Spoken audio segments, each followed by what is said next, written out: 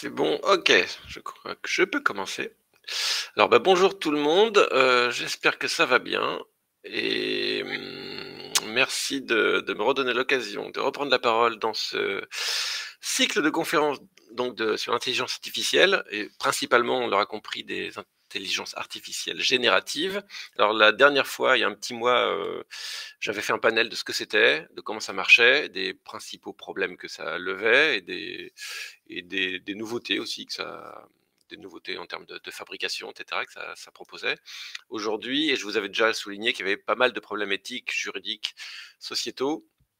En fait, les problèmes sociétaux imposent, des règlements juridiques et en fait, on va se pencher là-dessus.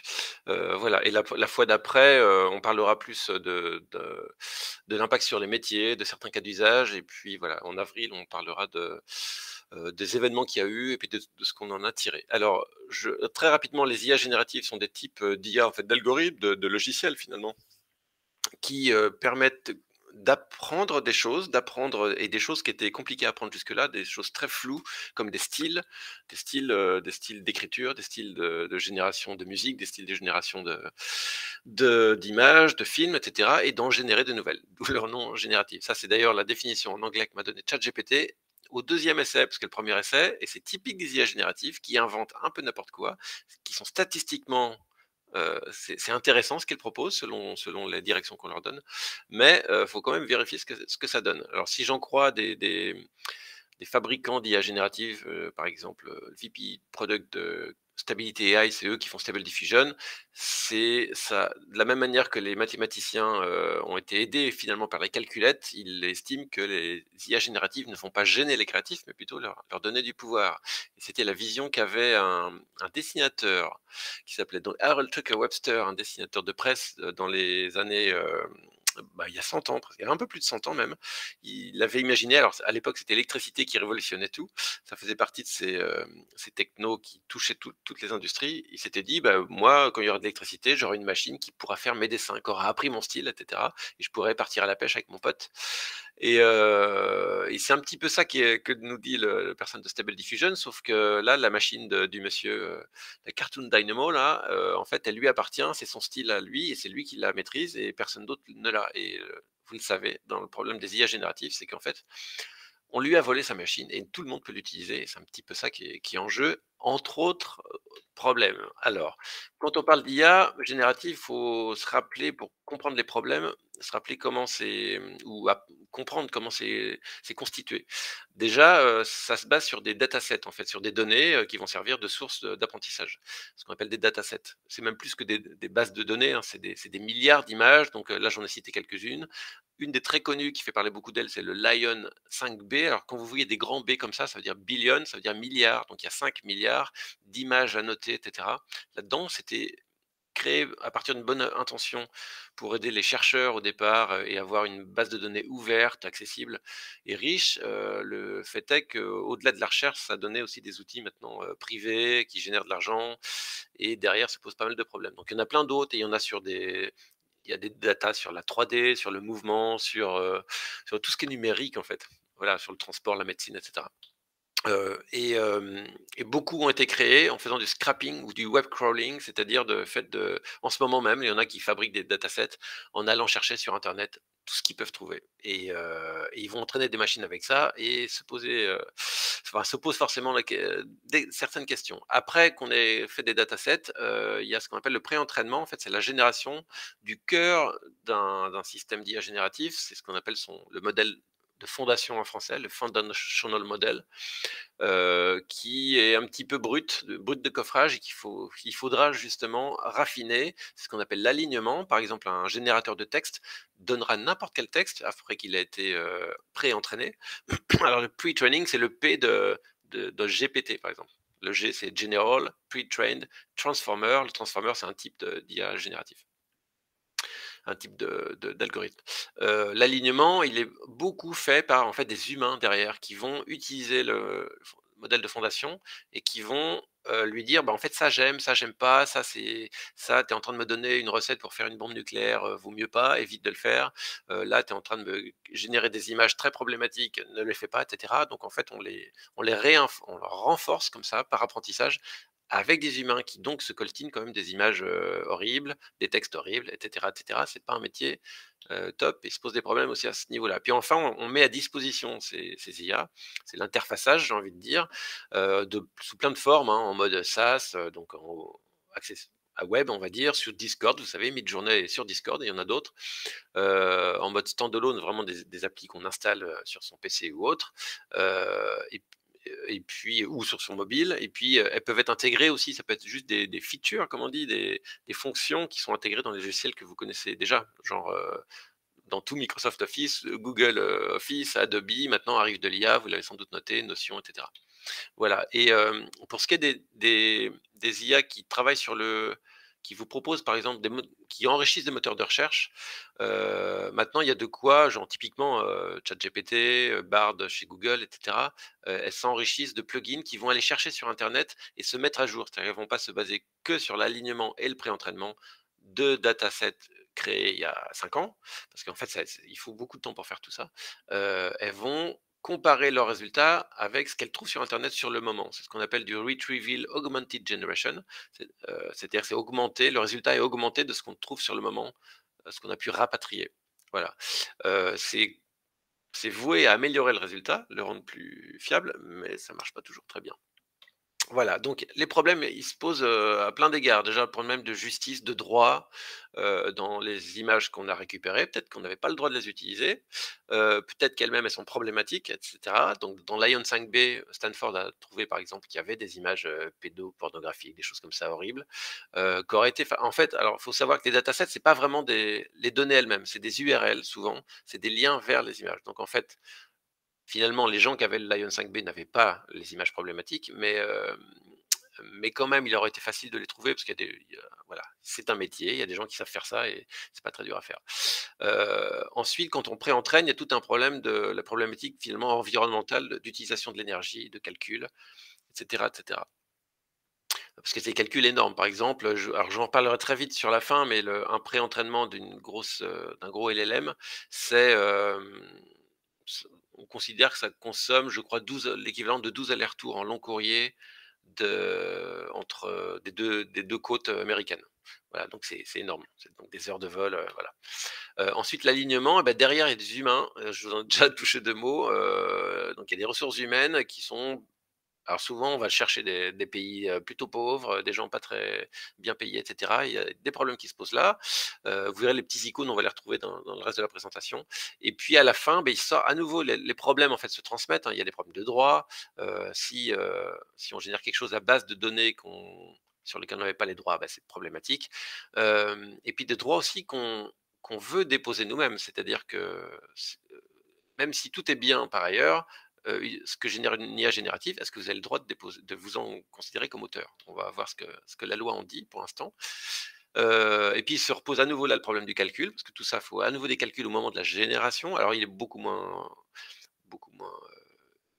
fort que bien sûr le pré-entraînement, mais quand même quand on le branche automatiquement dans un moteur de recherche, on sait que Google a calculé que quand il branche Bard dans son moteur de recherche, il consomme entre 10 et 100 fois plus, d'électricité, de ressources et d'eau, à chaque, recherche.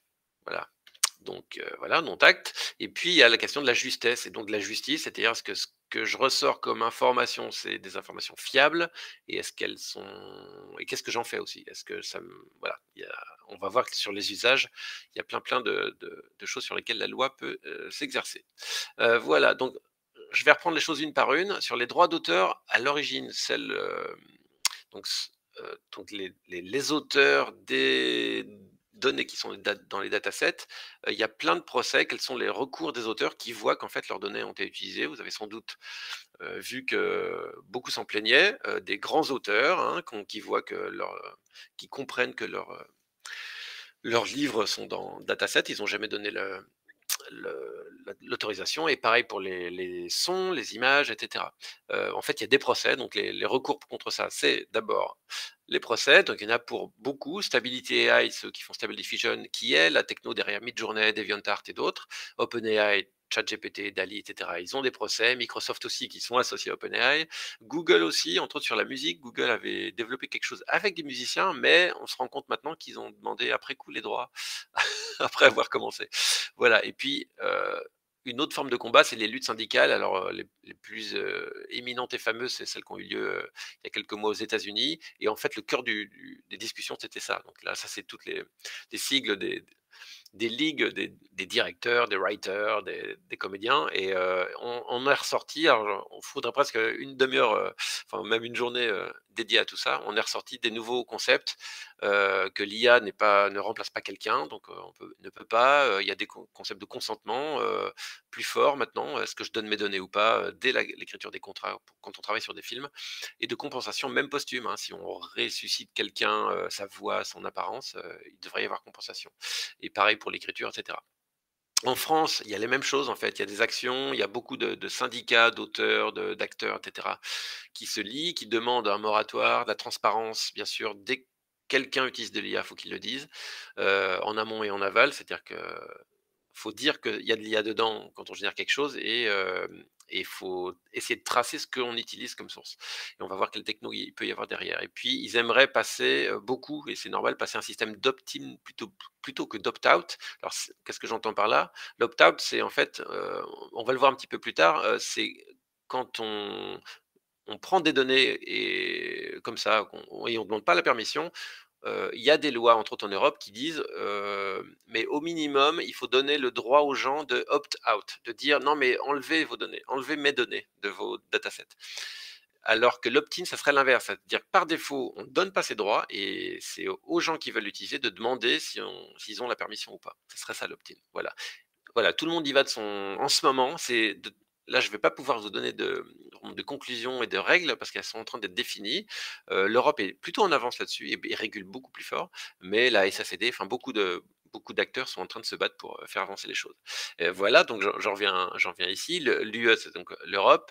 Il y a une exception sur le data mining, sur le fait, de récupérer des données qui sont accessibles. En fait, tout le monde peut le faire à condition de donner ce droit à l'opt-out. Le RGPD impose aussi des protections sur comment dire, les informations privées. C'est-à-dire que moi, par exemple, quand en OG, je dois pouvoir dire, si OpenAI déploie ses systèmes en Europe, je dois pouvoir lui dire enlève tout ce qui me concerne.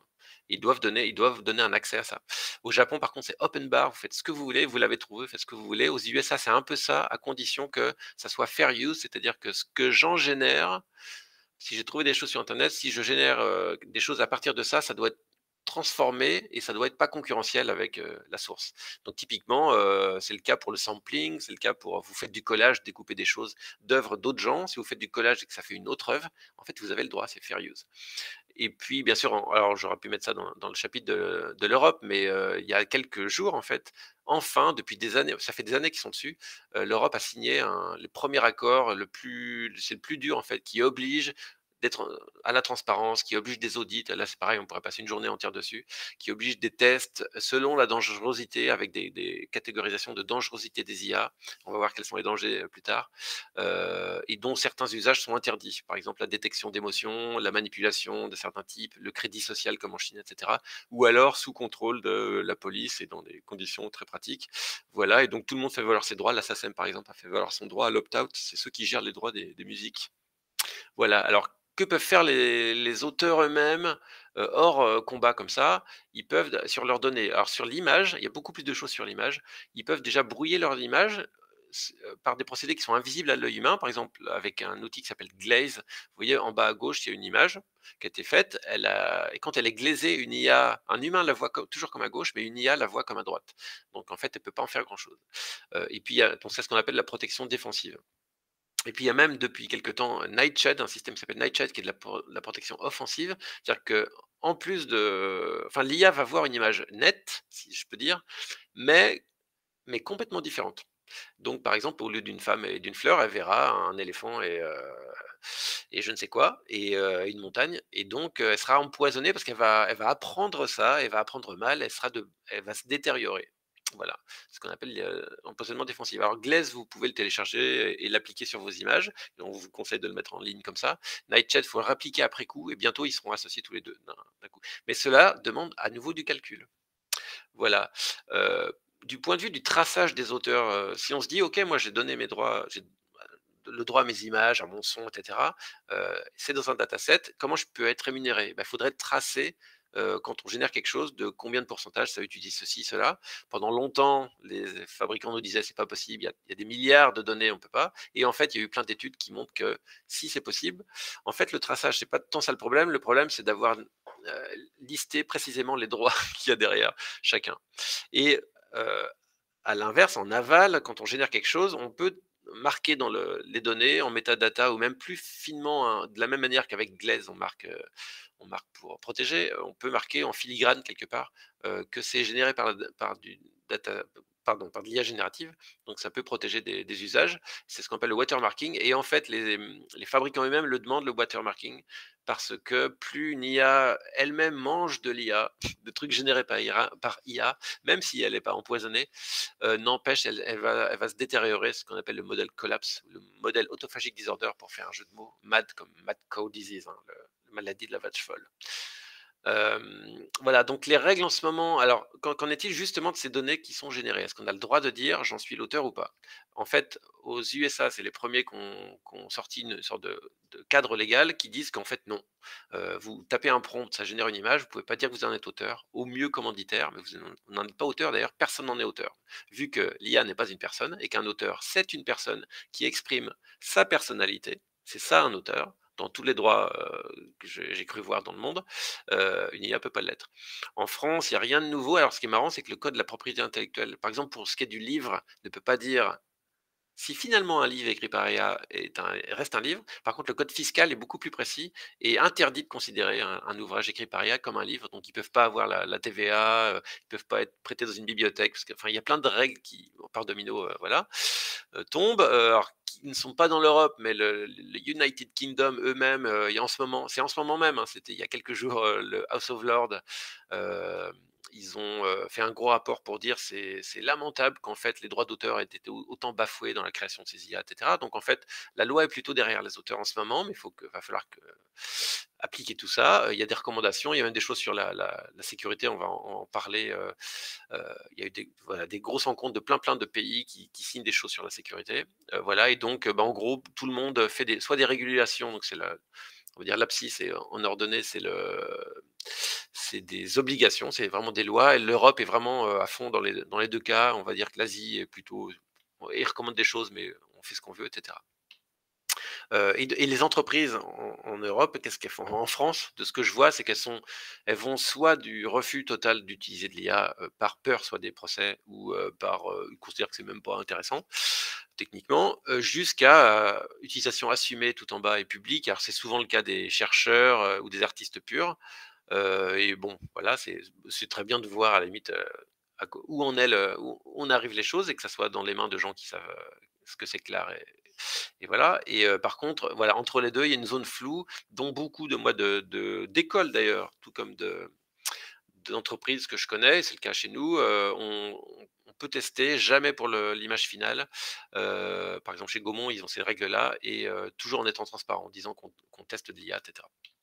La transparence partout, et les fabricants eux-mêmes d'outils, si vous avez utilisé Adobe par exemple, qui est le porte-étendard en fait de l'éthique là-dessus, on va dire, ils ont tout plein de règles sur la transparence, ils ont entraîné leurs IA sur des images dont ils avaient les droits, qui étaient dans Adobe Stock, et cetera, et cetera. Et puis tout le monde de toute façon doit se conformer. Par exemple au RGPD, c'était le cas d'OpenAI et de son ChatGPT, qui, quand il est sorti, 2 jours après, l'Italie l'a banni parce qu'il n'était pas compliant, en conformité avec le RGPD, mais voilà, ça a duré le temps d'une pizza GPT qui qui s'est mis en place dès le lendemain, mais en fait 10 jours après, c'était réglé. Et tout ça, c'est pas nouveau en fait. Le fait de donner ses droits de reproduction de son visage, de son mouvement, et cetera, c'est ce qui faut bien avoir conscience. Par exemple, ça se fait beaucoup en jeu vidéo, quand un sportif se fait scanner, pour être dans un jeu sur la NBA ou de football, il donne ses droits de reproduction de clonage, en fait, de clonage numérique. Et c'était d'ailleurs le sujet du Congrès, un film, je ne sais pas si vous l'avez vu, mélangeant animation et live, où Robin Wright négociait ses propres droits de reproduction, etc. Donc c'est pas nouveau. Et quand on pense Congrès et IA, on pense forcément à, en ce moment, Sam Altman qui passe devant le Congrès américain régulièrement et qui se fait questionner sur ces sujets-là, parce qu'en fait tout le monde regarde ça quand même de très près, c'est assez inquiétant. Enfin, il y a des choses à faire avancer. Il faut savoir que des entreprises comme elle, et je crois qu'Adobe est aussi un peu dans le cas, ils offrent à leurs utilisateurs de les aider s'ils étaient poursuivis pour des problèmes de droit. Donc en fait, ils persistent ici, dans le sens, avec de manière assez agressive, en disant non, mais ça serait bien qu'on paye pas les droits, et puis d'ailleurs, on va même vous aider à vous en défendre. Voilà, c'est une approche, et c'est une approche classique des gens qui, bon, voilà, de la régulation contre l'industrie. C'est un bras de fer, et ça, c'est, bon, voilà, j'ai listé les arguments des fabricants pour dire qu'ils aimeraient pas payer de droits, c'est classique, hein, c'est genre: «Mais non, ça rapportera presque rien de toute façon, on a déjà payé beaucoup». Certains demandent même à quand même considérer qu'eux, ils aient des droits sur, ce qu'ils génèrent, jusqu'au l'économiste de Microsoft qui dit: «Bah, on va attendre qu'il y ait que ça génère du mal, du problème pour en réguler là où il faut». Comme, voilà, on va attendre qu'il y ait beaucoup d'accidents sur la route et on va faire le code de la route après. C'est ce qui s'est fait avec l'automobile d'ailleurs, et c'est presque un contre-exemple assez connu. Voilà, et tout ça, bon, il y a beaucoup de lobbying en ce moment, et derrière les gens les plus riches du monde, donc bah, ça va continuer comme ça. Voilà. Cela dit, ça ne plaît pas à tout le monde. Il y a des gens qui quittent ces entreprises-là. Par exemple, lui, il a quitté Stability, il travaille sur le son et la musique, il trouve que c'était mal géré, même si lui, il a essayé de faire au mieux. C'est pas les seuls. Geoffrey Hinton, enfin tout ça, c'est les grands de l'IA qui ont quitté Google. Alors eux, ils ont un discours différent. C'est plutôt genre, bah, maintenant ça nous fait peur, on maîtrise plus, on ne sait pas où ça va, etc. Et ça cache en fait les problèmes actuels vraiment présents. Je vous en ai parlé tout à l'heure, les fameux RLHF, le Reinforcement Learning par Human Feedback. C'est des gens au Kenya ou ailleurs qui sont payés 2 € de l'heure, voire moins. Et puis on a découvert que même il y avait des mineurs dedans, etc. Donc je vous rappelle qu'ils sont payés pour voir des images problématiques, du texte problématique, etc., que même un adulte aurait du mal à regarder.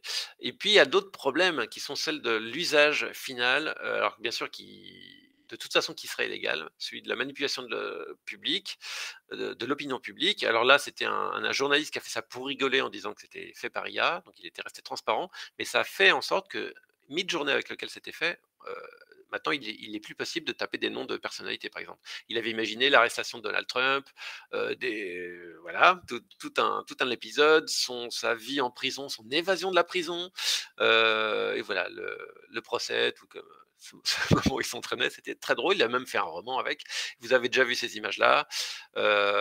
Adobe qui, eux, sont très transparents et proposent des images faites par IA pour illustrer des articles. Le problème, c'est que bah, ils le font très bien, mais les journalistes derrière, ils suivent pas la voie, et en fait, quelquefois, ils utilisent des images sans dire que c'est fait par IA. Dernièrement, entre autres, des images de Gaza et compagnie. Voilà, ça pose problème.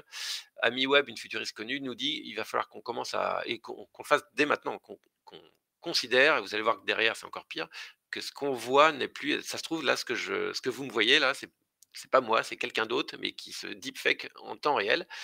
Et il va falloir qu'on considère que ce qu'on voit sur Internet, c'est un peu comme ce que nous dit notre voisin. On l'écoute poliment, mais on va vérifier. Voilà. Alors il y a des gros le truc rassurant, c'est qu'il y a des coalitions, tout le monde est conscient de tout ça. Adobe, par exemple, avait déjà fourni un effort pour essayer de marquer, vous l'avez déjà vu, juste avant, mais Microsoft et la BBC, avaient un projet qui s'appelle Project Origin de traçage de l'information. Ils sont tous associés avec Intel, Google, Publicis, Sony, Truepic et d'autres pour faire le C2PA, et c'est une coalition pour le Content Provenance and Authenticity. En fait, c'est un traçage technologique à partir de l'appareil photo, et il y a même Sony qui est en train de faire des appareils photo dans lesquels chaque image et vidéo porte déjà des informations, et partout où elle passera dans tous ces outils-là, dans tous les outils Adobe, ces informations sont enrichies, enrichies, enrichies, et quelle que soit la chose qu'on fait, il y a un traçage complet, comme le traçage qu'il y a pour la nourriture, en fait. Et avec une sorte d'étiquetage final numérique qui fait que sur un site web, on verra que l'étiquette elle est rouge ou blanche ou bleue selon que le traçage il est respectable ou pas. Donc on en vient à faire ça. Peut-être que je ne crois pas que la blockchain soit impliquée là-dedans. Il n'y a pas besoin de ça, mais peut-être qu'un jour aussi il y aura des choses de ce genre. Il faut savoir que c'est en discussion. Et pourquoi? Parce que Vous l'avez vu si vous n'avez pas vécu sous un caillou, ces dernières semaines. Taylor Swift en a fait les frais, mais hélas, énormément de femmes et c'est principalement des femmes qui en font les frais. Il y a des deepfakes pornographiques qui commencent à naître, qui sont tellement faciles à faire maintenant, avec pas mal de systèmes et je sais pas si vous avez entendu, mais la semaine dernière, je crois, un financier de Hong Kong a vu son patron en visio, avec d'ailleurs d'autres gens en réunion, qui lui a demandé de transférer 25 millions de dollars à Londres en plusieurs fois. Et ce qu'il a fait, il n'y a pas de raison, sauf que c'était un deepfake vidéo et audio. Et il s'en est pas rendu compte. Et en fait, on s'est rendu compte que près de la moitié des entreprises subissaient ce genre d'attaque. Alors c'est quelquefois que de l'audio, quelquefois de l'image fixe, de la vidéo, et ça commence à arriver. C'est pour ça qu'il faut absolument de quoi authentifier des choses. Et quelque part, si je vous devais comment dire, mémoriser qu'une seule info de ce que je vous dis aujourd'hui, c'est mettez en place tout de suite dans votre famille de quoi vérifier que c'est bien la bonne personne que vous avez en face de vous en visio. Par exemple, voilà, un mot de passe ou quelque chose que vous êtes les seuls à connaître, etc. Qu'il faudra peut-être changer régulièrement. On commence à en arriver là.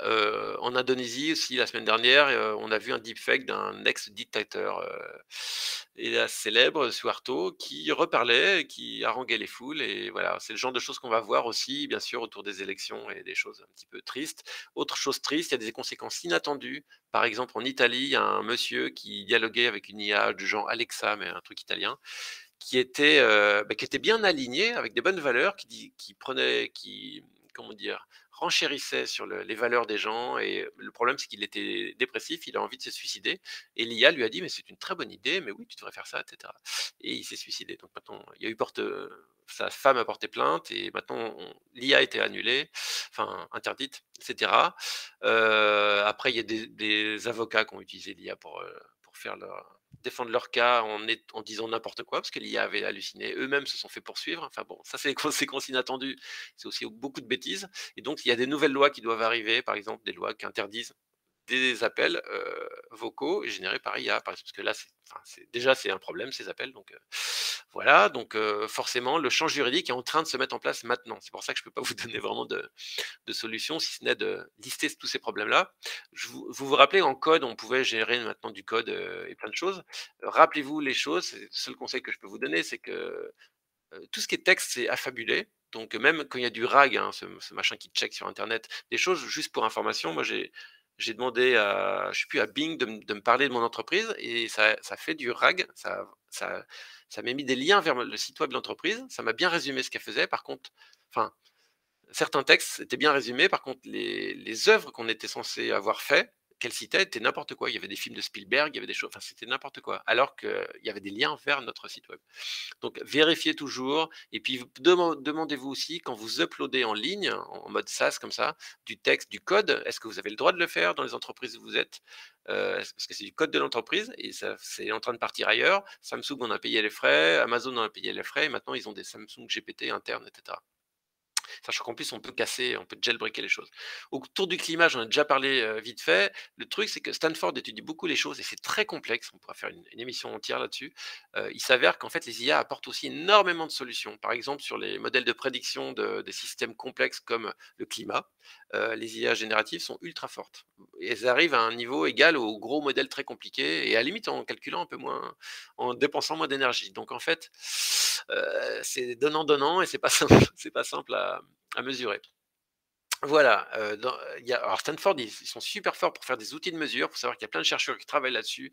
Là, ça c'est un groupe qui travaille sur, des métriques dans 12 catégories, dont le biais, la justesse, la toxicité de certains, modèles de langage. Un autre groupe travaille sur la transparence, il y a une centaine de paramètres sur les données en aval, en amont. Ça gère la gestion des droits justement, du traitement, des ressources humaines et cetera, du human labor, comme ils disent. Et puis en France, on fait pareil. Il y a un comité interministériel d'intelligence artificielle dans lequel j'ai fait un audit avec plein de gens du métier. L'Académie des sciences lance des audits aussi. Tout ça, c'est en train de se faire maintenant. Donc en fait, tout le monde est en train de réfléchir sur les impacts. Voilà. Et à l'inverse, venant du bas, j'ai envie de dire, des écoles, des entreprises, eh bien, il se passe ce qui est en train de se passer là. On en discute tous ensemble. On fait des conférences, hein, des cycles de conférences. Et voilà, il faut qu'on avance tous la main dans la main là-dessus pour prendre à le plus possible tous ces problèmes-là. Alors, il y a des bonnes nouvelles quand même. Il y a des choses très étonnantes parce qu'en fait, les IA ont des procédés, comment dire, des qualités émergentes, hein.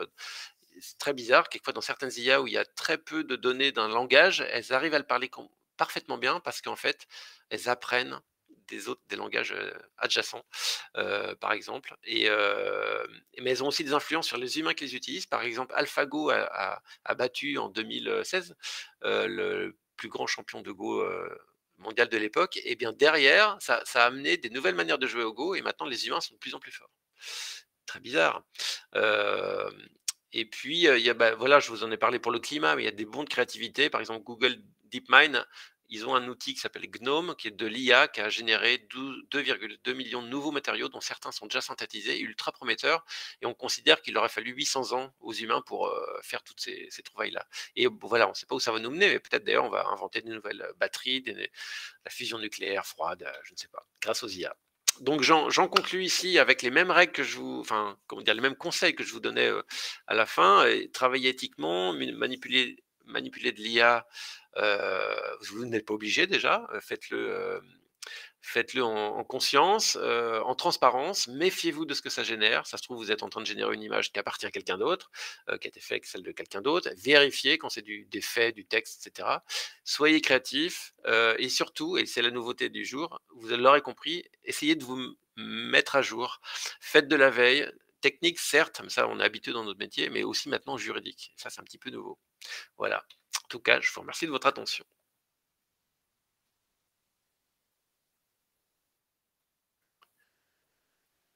Je vais couper le partage. Merci Quentin. Est-ce qu'il y a des questions? N'hésitez pas à les poser dans le chat.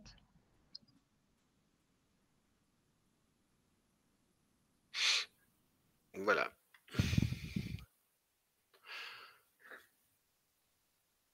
Oui, c'était rempli d'infos, j'en ai bien conscience.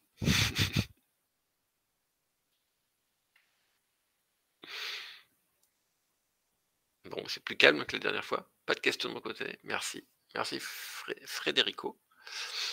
Ouais, n'hésitez pas à dire hein, si le temps est passé pour vous. On est à 13h15 passé.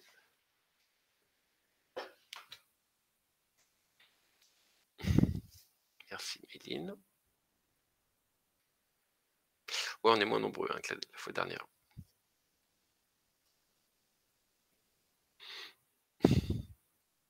Merci Luigi. Merci tout le monde. Bon, bah voilà, s'il n'y a pas de questions. Visiblement, il n'y en a pas sur beaucoup de choses à digérer. De toute façon, vous reverrez. La vidéo sera en ligne. Vous les mettez en ligne quand, les vidéos, normalement? Il faut combien de temps pour les traiter? Il faut que je vois avec Pierre, donc je pense une petite semaine de délai. Ok. Bien, écoute, je pense qu'on va clôturer. Bon, ben voilà. Tu n'as rien d'autre à ajouter de ton côté? Bah, j'ai 1000 choses à ajouter, mais non, la prochaine fois, on parlera métier et voilà, et cas d'usage un petit peu. Ok, ça marche. Mais écoute, merci Quentin. Et donc, la prochaine session est fixée au 27 mars. Ouais, c'est ça, ouais, voilà, fin mars, désormais. Voilà. Très bien. Il sera passé plein de choses entre-temps, je suis sûr. Exactement. À très bientôt. Merci, au revoir tout le monde. Bonne journée à toi. Au revoir.